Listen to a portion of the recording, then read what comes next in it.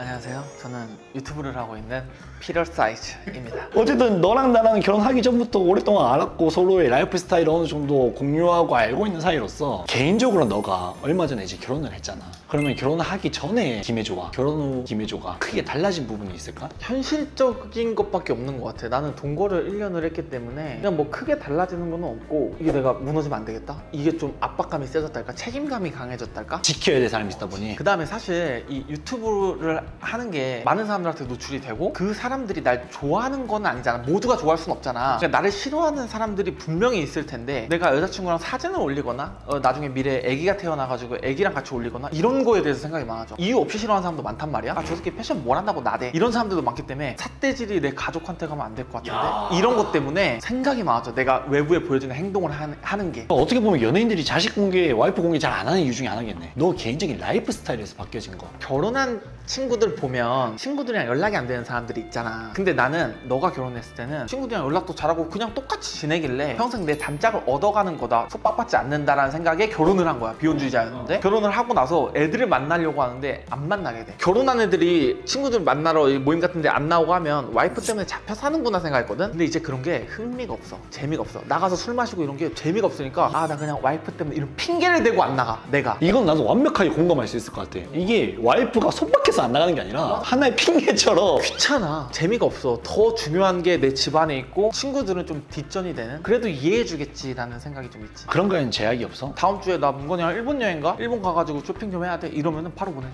결혼을 하고 나서 가장 많이 들었던 질문 중에 하나야. 어떻게 결혼을 결심하게 됐는가? 내 경우에는 우리 와이프가 우리 집 냉장고 청소하는 모습에 반해서 결혼했어요. 이렇게 얘기하거든. 헌신적인 부분이라는 게 아니라 그냥 그 모습 자체가 너무 아름다워 보여서 결혼을 결심했거든. 내가 결혼 생각이 든 거는 이 사람이다 막 이래서 결혼했다는 사람이 많으니까 내 여자친구한테는 그런 거 못 느꼈거든. 아닌가 보다. 다음 여자를 만나서 결혼해야겠는데 라는 생각도 했었거든. 그딴 거 뭔 상관이야. 그냥 내가 좋고 사귀고 결혼하고 중요하게 생각하되 결단은 빨리 내린 것 같아. 근데 이걸 보시는 분이 그런 궁금증이 드실 때 일생일대의 결정 중에 하나잖아. 쉽게 생각할 수 있지 않을까? 근데 그걸 어렵게 생각한다 그래서 막 바뀌는 것도 없고, 내가 요즘 내 사고에 대한 고찰을 진짜 많이 하거든. 나이 들어가는 거는 그 중요한 결정들을 대수롭지 않게 생각하는 거라고 생각해. 이게 나이가 든 사람들은 사실 지나다니면서 방구 끼잖아. 그거 10대들한테 볼 수 없는 모습이란 말이야. 사실 10대들한테는 되게 중요한 건데 대수롭지 않게 생각하는 거야. 그다음 내 삶에 있어서 중요한 결정 같은 거를 고심 있게 고민하는 건 맞지만 대수롭지 않게 여기고, 나중에 침대에 누워봐라. 돈이 중요하냐? 뭐가 중요하냐? 아무것도 중요하지 않아. 진짜 나이 들어서 요양원에 누워있으면 이 모든 게 인생 무상이고 정말 대수롭지 않은 사건들을 가지고 내가 고민을 많이 하고 살았구나, 이렇게 되는 것 같아. 요즘 책 읽어? 아니, 뭐 책도 읽긴 하지만 책에서 보는 건 아니고. 아니 단어나 문장들이 왜 이렇게 배운 티가 나지? 40대 되면 이제 아웃풋이 달라져야 되니까 인풋을 좀 다르게 넣고 있어요 요새. 야, 그것도 너가 어떻게 보면 달라진 점 중에 하나일 수도 있겠다. 이제는 책이야 이거 사. 요즘 애들이 책 안 읽잖아. 온라인에서는 느낄 수 없는, 그런 경험할 수 없는 내용들을 얘기했을 때 비로소 사람들이 계속 남아있겠다 생각하니까 좀 책도 열심히 읽고 있습니다. 결혼하기 전에 어쨌든 막연한 두려움. 너는 어떤 걱정들이 좀 있었는데? 이혼은 흠이 아니다 이렇게 많이들 이야기하지만 사실 흠이 맞잖아. 실제로 이혼한 사람들은 그 흠을 절실하게 느끼거든. 그런 부분에 있어서 좀 두려움? 동거를 통해서 해소했다고 생각해. 내가 생각했던 이 사람의 모습이 그대로였기 때문에 결혼해서 문제될 건 없겠다라고 생각을 했고, 나 아직 장모님 번호를 몰라. 야, 그거는 좀 그렇지 않아? 근데 내가 소라한테 얘기를 해. 장모님 번호 모르는 건 좀 아니지 않나? 아니야, 우리 엄마 귀찮게 해서 안 돼. 야, 그거는 소라가 잘하는 거야. 내가 생각하는 고부 갈등이 생기는 거는, 혹은 남편이랑 처가 때문에 문제가 생기는 거는 그 중간에 어떻게 보면 미들맨이라 할 수 있는 서로가 그걸 잘 못하는 거야. 기질적으로 나는 이 사람도 알고 우리 아빠도 알잖아. 엄마도 알고. 이 두 사람의 성격이 잘 맞는다 안 맞는다 정도는 알 거 아니야. 거기에 맞춰서 중간에서 자기가 미들맨 역할을 잘 해줘야 되는데 보통 그냥 다이렉트로 꼽아버리거나 이런 경우 문제가 많이 생기더라고. 내 가족을 생각하듯이 소라가 내 가족이 됐으니까 내 엄마 아빠의 준하는 마음을 갖고 관계를 맺어야겠다 생각을 하고 하니까 아끼지 않게 돼. 그러면 소라가 소비하는 그 바운더리의 한계는 어디까지입니까? 아, 그거는 제한을 하죠 제가.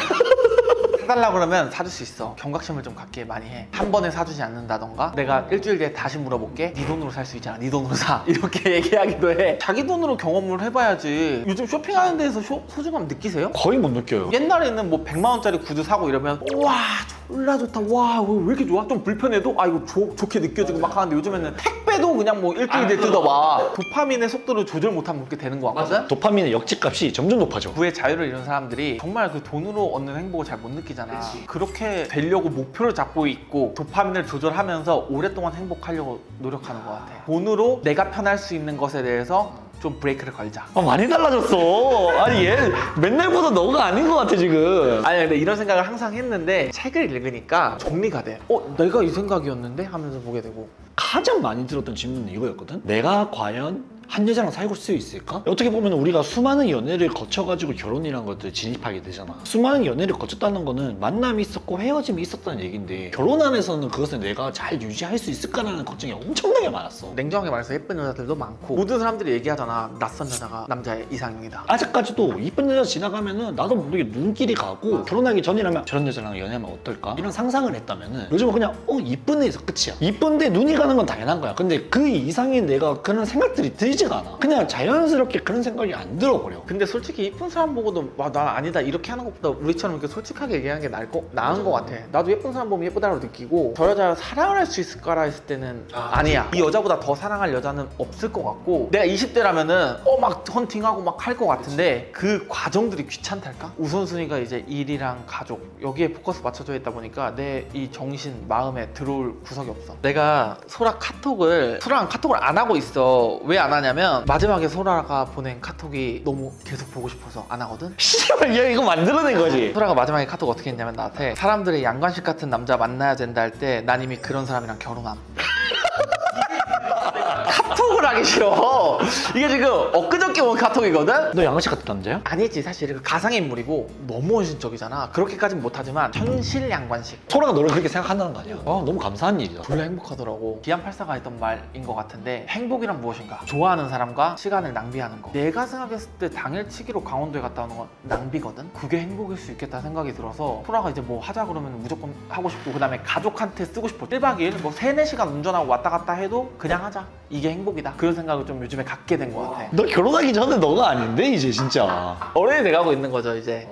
가장으로서 느낄 수 있는 책임감의 형태가 되게 다양한 것 같거든? 근데 나는 개인적으로 이걸 엄청나게 강하게 느끼는 게 직장에 다니는 게 아니라 하나의 사업을 그냥 하고 있는 사람이다 보니까 이건 진짜 내일 당장 혹은 1년 뒤에 어떻게 될지 모르는 거잖아. 금전적인 책임감이 어마어마하게 커. 그리고 두 번째는 시간적 책임감. 이 사업에 쏟는 시간은 점점 많아지는데 그와 동시에 중요한 게 이 가정에서의 시간이잖아. 이걸 어떻게 밸런스를 맞출 것인가. 이거에 대한 책임감이 진짜 장난 아니야. 나는 내가 자고 일어나서 보는 모든 것들에 대해서 책임감 느끼는 것 같아. 회사에 가면은 내 직원들, 내 회사에 대한 책임감 세게 느끼고 가정이랑 회사의 이 밸런스를 조절하는 게 가장 힘든 것 같은데 그건 평생의 숙제이지 않을까? 내가 지금 너를 보면서 느끼는 거는 뭐 예전부터 그랬어. 널 보면서 참 대단하다고 느끼는 것 중에 하나가 정말 작은 거에서 행복감을 느낄 줄 아는 거. 요즘 막 꽃사진 이런 거 옛날에 안 올렸거든? 얼마 전에도 벚꽃이 너무 이뻐서 올리고 근데 그런 것들이 어떻게 보면은 아저씨들은 많은 일들을 겪어보고 힘든 일도 즐거운 일도 많이 겪어보니까 이제는 이 사소한 거에서라도 행복감을 느낄 수 있는 게 능력이 돼버린 거지. 잠시 하던 걸 멈추고 좀 둘러보는 습관을 가지려고 해 나도. 옛날에는 너도 나를 알겠지만은 내가 뭔가 하고자 하는 게 있으면 딴 거 아무것도 안 보여. 지금도 그러지 않아? 지금도 그런데 그래서 그것 때문에 많이 둘러보려고 해. 매일 출근하는 길이 똑같지만은 그 차 안에서 보이는 풍경들이 비록 똑같지만 계절에 따라서 벚꽃도 피고 개나리도 피고 이런 것들을 많이 보려고 해.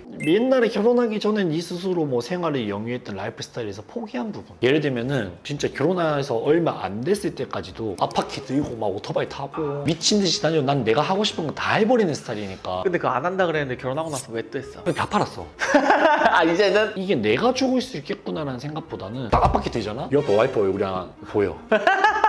혼자만의 몸이 아니구나라는 생각에 안 하게 되더라고. 나 근데 이거 얘기하면 또 나한테 스윗한 남이라고 그럴 것 같은데 내가 이제 하면서 포기한 건 없어. 근데 이해를 해주는데도 불구하고 내가 좋아하는 것을 할 때는 더더더더 하고 싶은 욕심이잖아. 너는 이제 옛날부터 보면 캠핑에 빠지면은 맨날 며칠 캠핑 장비 보고 캠핑하고 사이트 맨날 보고 이런 성격이고 난 그러진 않아. 그냥 어느 정도 하고 됐으면 즐기자 이런 성격이다 보니까 내가 너 같은 성격이랐으면 포기를 해야 됐을 것 같아. 이 정도만 충분히 행복한데 뭐 더 깊이 할 필요가 있나 생각이 드니까 포기할 게 많이 없네요.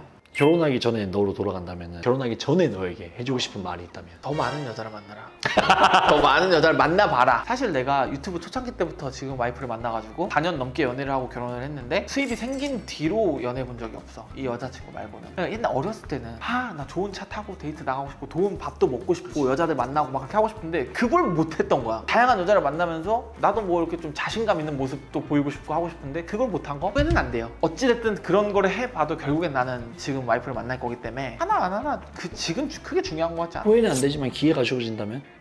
지금? 안 되지. Only you, 소라.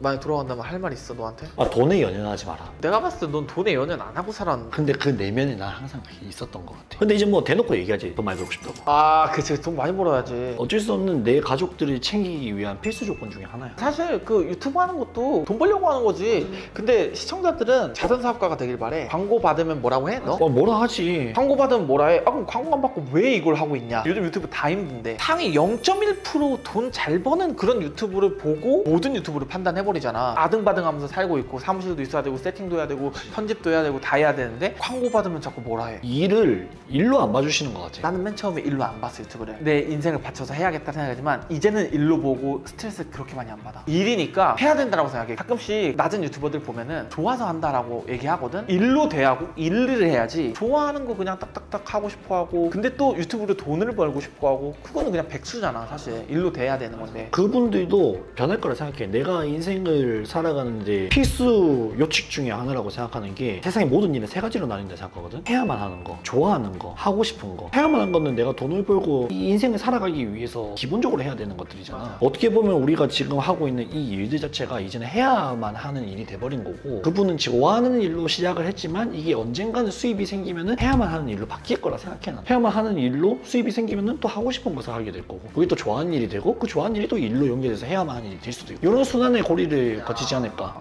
너무 사업가가 되셨는데. 그래요?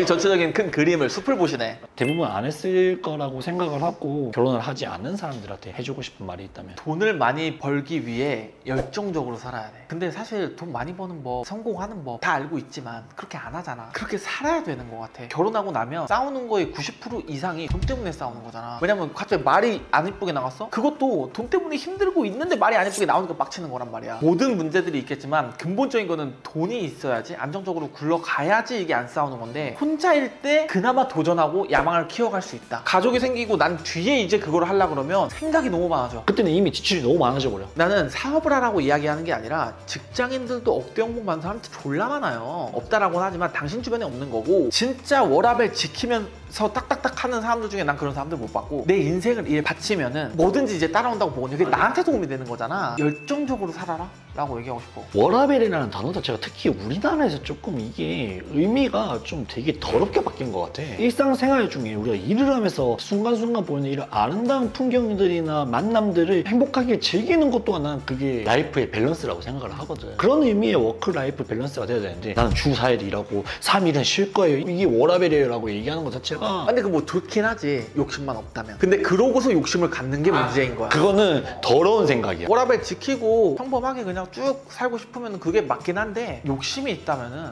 내 인생 한번 다 바쳐도 보고 이래. 그냥 나는 카페 알바를 하더라도 도움이 될 만한 마케팅까지 막 그냥 혼자 해가지고 막 사장한테 제안하면서 한다던가 이런 사람의 그 태도는 다르다고 생각하거든. 그래서 그런 데에 좀 열정을 쏟아라 라고 좀 말씀을 드리고 싶어요. 내 이제 생활 패턴을 계속 건강하게 가져가면은 도약할 수 있는 한 단계 성장할 수 있는 기회가 오지 않을까. 결혼을 하면은 행복하지만 어쩔 수 없이 가정에 쓰는 시간이 많기 때문에 내 온전한 발전을 하기 위한 시간이 점점 줄는 건 확실해. 대부분이 너와 내가 공감할 수도 있고 공통적으로 느끼는 부분들이 많았지만 각자의 인생에 잘 녹여서 필요한 부분만 들으시면 좋은 얘기가 되지 않을까. 가끔씩 어르신들 와가지고 젊은 것들이 나이 다 먹은 것처럼 세상 다 산 것처럼 얘기를 하네 라고 할 수 있지만 그것도 귀엽게 봐주세요. 구독자들이랑 연령대 차이가 제일 안 나잖아. 어떻게 보면 지금 현상에 맞는 가장 생생한 이야기일 수도 있으니까. 맞아. 이게 결혼 막 10년 차 이러면 까먹어. 그리고 그때에 맞는 조언을 해주기 때문에 우리가 지금 이제 첫 가정을 이루고 얼마 안 됐으니까 이럴 때 얘기해주는 게 가장 도움이 되지 않을까. 어쨌든 이제 또 가정을 지키기 위해 또 일하러 가셔야죠.